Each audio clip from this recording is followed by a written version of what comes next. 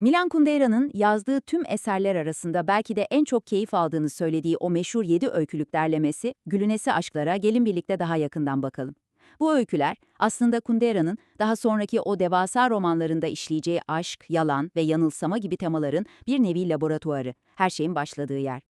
Kundera daha kitabın kapağını açar açmaz bizi bu sarsıcı fikirle karşılıyor. Aslında bu bir uyarı gibi. Diyor ki, hayatlarınız sandığınız kadar sağlam temeller üzerine kurulu olmayabilir, hatta bazen tam bir parodiye dönüşebilir. İşte bugünkü analizimizin merkezinde tam da bu kışkırtıcı soru var. O an için önemsiz gibi görünen bir kararın nasıl olup da tam bir felaketler zincirini tetikleyebileceğini hep birlikte göreceğiz.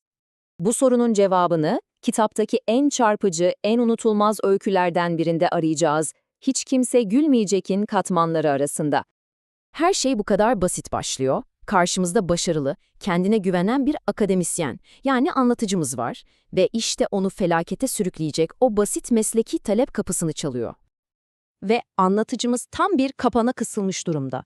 Bir yanda entelektüel dürüstlüğü var, bu makale çöp, bunu söylemeliyim diyor. Diğer yanda ise basit bir insani nezaket beklentisi. İki seçenek de aslında kendi içinde bir tuzak barındırıyor. Ne yapacak? İşte anlatıcımız bu ikilemden sıyrılmak için kendine göre çok akıllıca ve kimseye zararı dokunmayacak üçüncü bir yol bulduğunu sanıyor. Küçük, masum bir yalan. Makalenin yazarı Bay Zatureçki'ye bir mektup yazıyor ve diyor ki, ya benim görüşümün size pek bir faydası olmaz. Yani topu taca atıyor. Sorunun kendi kendine buharlaşıp yok olacağını umuyor. Ama tabii ki öyle olmuyor.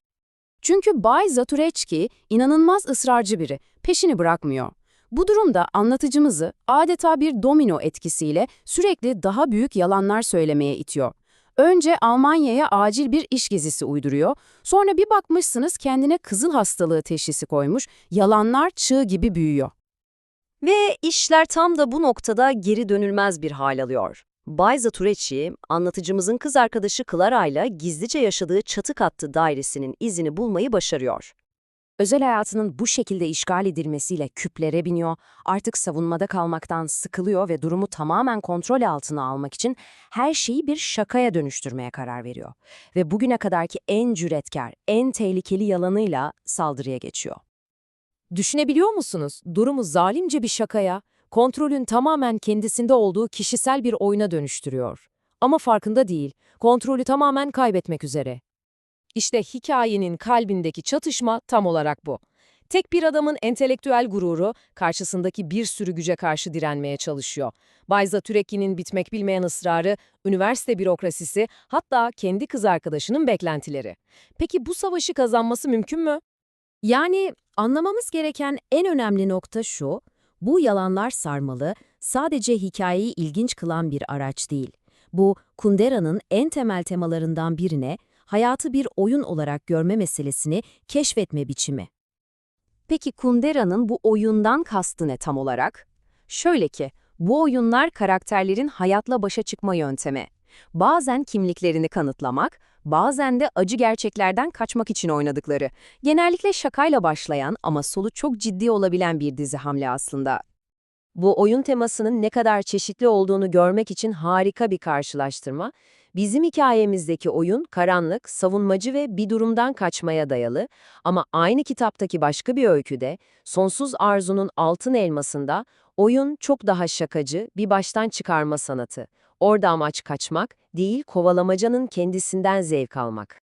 Peki bizim anlatıcımızın oynadığı bu tehlikeli oyunun sonu nereye varıyor? Şimdi sonuçlara geçelim ve söylediği yalanların nasıl kendi hapishanesini inşa ettiğini görelim. Yıkım. Tam ve mutlak. Clara ile olan gizli hayatı ifşa oluyor. Hakkında soruşturma açılıyor. Üniversitedeki işini kaybetmek üzere ve en kötüsü sevdiği kadın ona sen alaycı kötü birisin diyerek çekip gidiyor. Ama işte tam her şey bitti dediğimiz anda Kundera o meşhur edebi darbesini vuruyor. Anlatıcımız her şeyini kaybettikten sonra kendi çöküşünün doğası hakkında inanılmaz bir farkındalık yaşıyor. Kendi mahvoluşuna bakıyor ve bu bir trajedi değil diyor, bu bir komedi. Neden mi?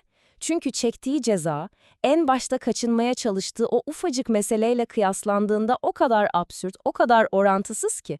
İşte bu, Kundera'nın o eşsiz, kara mizahla dolu dünya görüşünün ta kendisi. Peki, tüm bu anlattıklarımızdan ne ders çıkarmalıyız? Gördük ki, ufacık bir yalan çığ gibi büyüyebiliyor.